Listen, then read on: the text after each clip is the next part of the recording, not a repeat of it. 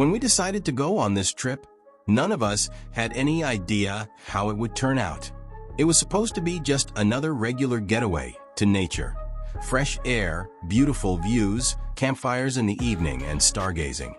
We often went on these kinds of trips to get away from the city hustle and recharge. This time, the plan was simple. Find a scenic spot to relax, take some cool photos, and just have a good time. We were driving in 2 cars. Sasha, was behind the wheel of the first one, and Dima was driving the second. Kira and Lena were with me, and Anton and Masha were with Dima. We'd all known each other for a long time, and it seemed like nothing could spoil our trip. The road stretched out ahead, weaving through thick forests and hills, and from time to time, small villages appeared between the trees. One of these villages caught our attention. Anton, who was into history and old places, suddenly spoke up. "Hey, there's this old village on the map. There's almost no info about it, but the place looks beautiful. What do you say we stop by and check it out? Is there even a road there?" Dima asked, raising an eyebrow. "According to the map, yeah, and it's not too far away." Anton checked his phone. Just about 40 minutes in that direction. We exchanged glances. In the end, what could go wrong? We'd just take a slight detour, check it out, and if we didn't like it, we'd turn around and move on. The decision was made, and we took the narrow, winding road heading into the unknown. From the very start, it felt way too quiet here. The forest seemed frozen. There were no birds, no buzzing insects. The only sound was the tires creaking over the old, cracked asphalt. We tried to ignore it, chatting and joking, but there was this strange tension in the air. "I feel like we're in some horror movie," Kira said with a chuckle, glancing out the window. "Nah, it's just a regular road." I brushed it off, though I couldn't deny that a shiver ran down my spine. About half an hour later, the road led us to a small clearing, and there was the village. The first thing we noticed was the complete lack of people. No sound, no movement, not even a hint of life. It was like the residents had just gotten up and left, leaving everything behind. The houses looked old, but not ruined, as if they'd been abandoned recently. We turned off the engines and got out of the cars. The air was fresh, but there was something off about it. "So, shall we take a walk?" Anton suggested. "Yeah, but not for long," I agreed. "I don't like this silence." We started walking deeper into the village, unaware that this place wasn't planning to let us go. The village turned out to be abandoned, even though the nature around it was beautiful. The houses looked like they'd been left in a hurry, like the residents had just up and vanished. We wandered around, taking tons of photos, some of us joking to break the tension, but there was still this weird, uneasy feeling hanging over everything. It didn't feel like a normal abandoned place. It felt like it was still holding onto something, like it was waiting for something. Or someone. We found a house that had the door slightly open. Inside, everything was covered in dust, but there were signs that people had been there not too long ago. Old letters, newspapers, with some creepy headlines, children's toys scattered around in disarray. It was like they had just dropped everything and left. "This is weird," Kira muttered, looking at an old doll that had been left face down on the floor. "Yeah, it's like the place was frozen in time," I said, trying to make light of it, though I couldn't shake the weird feeling. After a while, we decided to head down to the river to camp for the night. It seemed like the safest place to set up, away from the creepy vibes of the village. We all agreed it would be a good idea to enjoy the evening, have some drinks by the water, and just shake off the strange atmosphere. The sun was setting, and the light made everything look even more surreal. The village, the trees, the river, it all looked like a perfect place for photos, but something about it felt wrong. "All right, guys, we're setting up here," Dima said, pointing to a spot by the river. We set up our tents, got the fire going, and sat around it talking, but no one really seemed to relax. The feeling of being watched, even though no one was there, didn't go away. "I don't know about you guys, but I have this feeling that something's not right here," Masha admitted, her voice shaky. "Like we're not supposed to be here." "Don't be ridiculous, it's just an old village," Sasha said, though even his voice sounded a bit uncertain. But none of us really believed that. Not after what we'd seen. The village wasn't just abandoned. It felt like it was hiding something, and that something was waiting for us. We started looking through the photos we'd taken earlier, trying to shake off the weird feeling. But then something strange caught our eyes. In the background of one of the pictures, there was a dark shape. At first, we thought it was just a weird shadow or a trick of the light. But the more we looked, the more we realized it wasn't just a shadow. It was something else. "What the hell is that?" Kira asked, her voice trembling as she pointed at the photo. We all leaned in to take a look. There, in the corner of the frame, was a blurry figure, standing motionless among the trees. It wasn't clear what it was, but it definitely didn't belong. We tried to brush it off as nothing, maybe a trick of the camera, or our eyes playing tricks on us. But then, the wind picked up. It wasn't the usual breeze you'd expect by the river. It sounded almost like screaming. It was low, distant at first, but as the night went on it grew louder. Everyone was on edge. The wind howled through the trees, making the branches creak and sway. It felt like something was moving around us, but we couldn't see anything. It was like we were being watched even though there was no one around. "Did you hear that?" Lena whispered, her eyes wide with fear. "It's just the wind," I said, though I wasn't so sure anymore. My voice sounded a lot less confident than I meant it to. Then there were footsteps, soft but distinct, like someone was walking around the camp. We all sat frozen, barely breathing, listening. The steps stopped, and for a few moments, there was nothing but the wind. But we all felt it. Something was moving out there in the dark. Something that didn't belong. I glanced at Sasha, who was sitting off to the side. He looked completely calm, almost too calm. "You guys are freaking out over nothing," he said, clearly annoyed. "It's just the woods. Relax." But the rest of us couldn't relax. The fear was growing, thick and heavy, hanging over us like a storm about to break.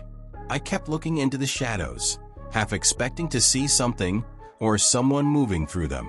Then, as the night dragged on, it happened. We all saw it. In the corner of the camp, just outside the firelight, a dark figure appeared, standing perfectly still. At first, it was just a shadow. But then, as if it had been waiting for us to notice, it stepped forward into the light. It was a tall, thin figure, wearing old, tattered clothes. But there was something wrong about it. It wasn't alive. It was like a shadow made flesh. We all jumped up at once, but the figure didn't move. It just stood there, watching us. Its eyes were dark, empty pits. I couldn't move. I couldn't speak. All I could do was stare at it, frozen in place, too scared to run. And then, as quickly as it had appeared, it vanished. Disappeared into the darkness, like it had never been there. None of us said a word after that. We couldn't. We were too terrified. The rest of the night was spent in silence. No one slept. We all kept looking over our shoulders, half expecting that thing to come back. In the morning, we tried to convince ourselves that the events of the night before were just our imagination playing tricks on us. Maybe we were all just tired or too jumpy. We decided to move past it and enjoy the day, hoping the sun would make everything seem less strange. We talked about what had happened, but everyone was trying to brush it off as nothing. "We're just freaking ourselves out," Sasha said, sounding like he was trying to convince himself as much as us. "It's nothing. It was probably just a shadow, or maybe some animal."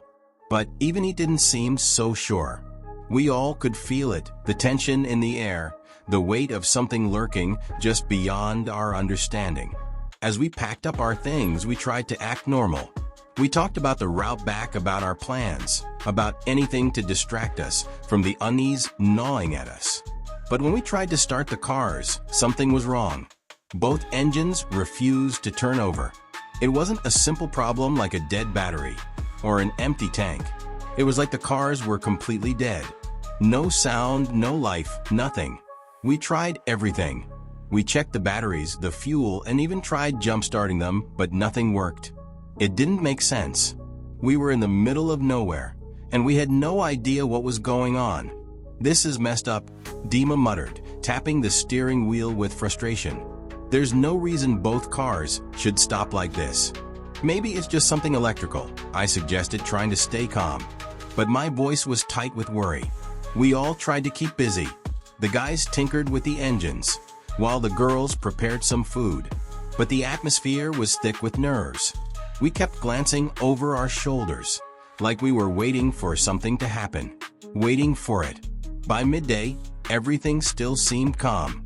The sun was up, birds were chirping, and the village, although eerie, didn't seem as threatening in the light. The tension started to ease, and we told ourselves it was just a glitch.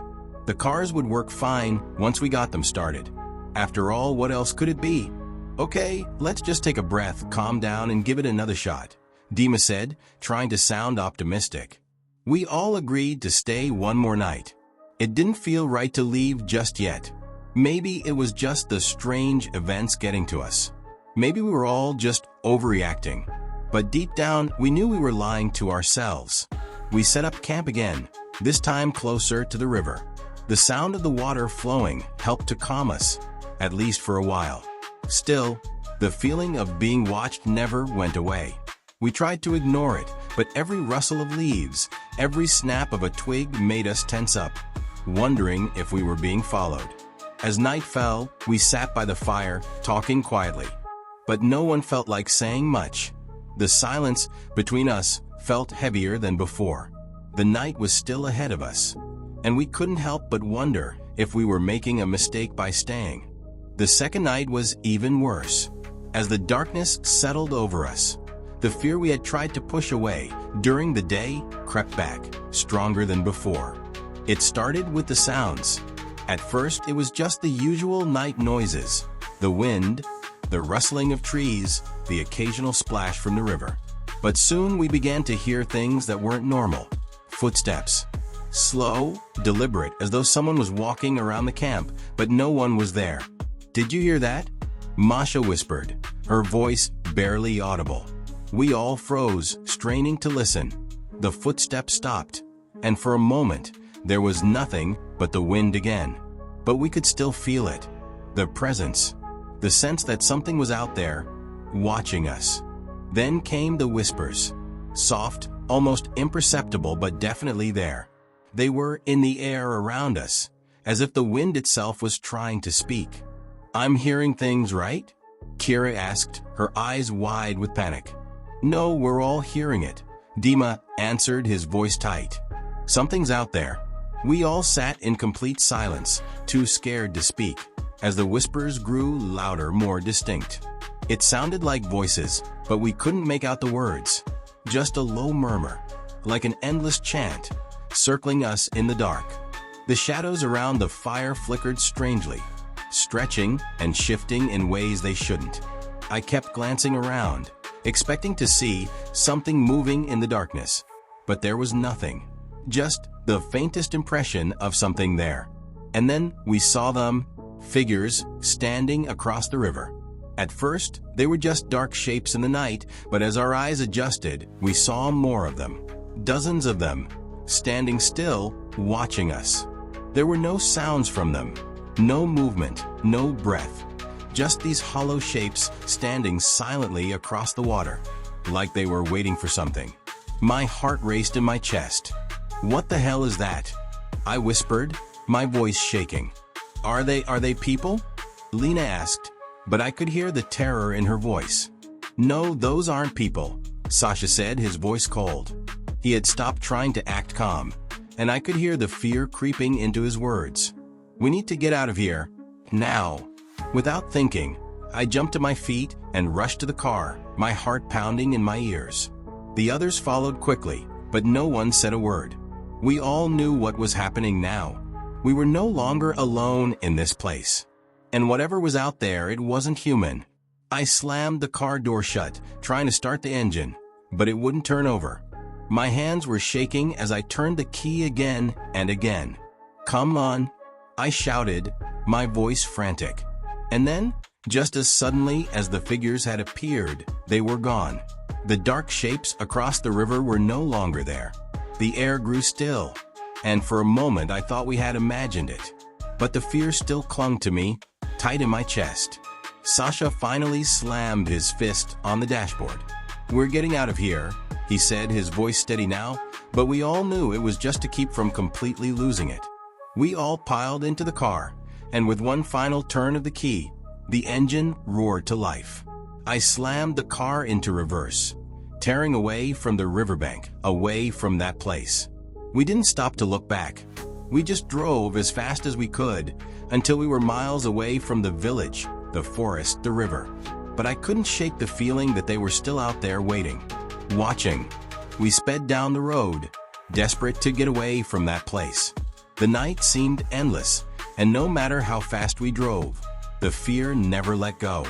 The engine hummed steadily, but the silence in the car was suffocating. No one spoke. We were all too shaken, too terrified to say anything. The world outside was a blur, the trees, the fields, the dark sky, everything felt like we were still trapped in that village, as if it was chasing us. But we just kept driving, not daring to stop, not daring to look back. The farther we went, the more the pressure in the car seemed to ease, but it didn't feel like we were safe. The air felt heavy, like we hadn't truly left it behind. There was a constant, gnawing fear in the pit of my stomach, and I could see it in the other's eyes too.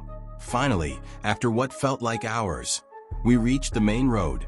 The lights from nearby towns flickered ahead, and I almost wanted to cry from relief. We had made it out, but as we drove, I couldn't stop thinking about that place, about the village, about what we had seen, and what we hadn't. I tried to push it away, but the nagging thoughts kept coming back. What were those figures? Who were they? What the hell was going on? We all stayed silent, the hum of the tires on the road the only sound, until the quiet was finally broken by Sasha's voice. "I don't know what we saw back there, but I'm not going to talk about it," he said, his voice low and firm. "None of us are." It was the first thing anyone had said since we left the village.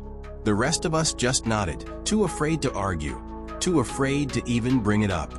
We were all thinking the same thing. It was better not to discuss it.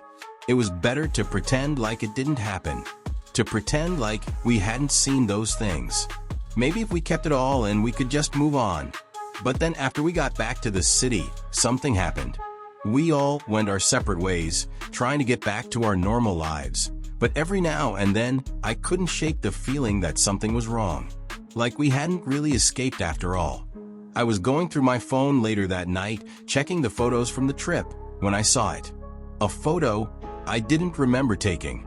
It was one of the pictures we'd snapped earlier of the group standing by the river. But in the background there was a figure, a shadow. It was faint, almost invisible, but it was there. At first I thought it was just a trick of the light, maybe a glitch in the camera. But when I zoomed in, I saw it clearly. It was him, our friend, the one who had been with us. But had he really been with us? I couldn't remember him ever being that far from the group, especially not at that moment. But there he was, standing apart, with his face twisted into something that was not human. The worst part? His hand was raised, and in it he was holding something, a piece of paper. I zoomed in, my heart racing, and I froze. The note read, "Get out of here, or you'll stay here forever." My stomach dropped, and the room around me felt like it was closing in. I was about to call the others to make sure they saw this, but then I stopped myself. I knew what they'd say. They'd tell me I was overreacting, or that it was just a joke. But deep down I knew it wasn't. None of us ever spoke about it again. It was like an unspoken rule, a pact. We'd all experienced something we couldn't explain, but we had to pretend it didn't happen. We'd just have to live with it and never go back.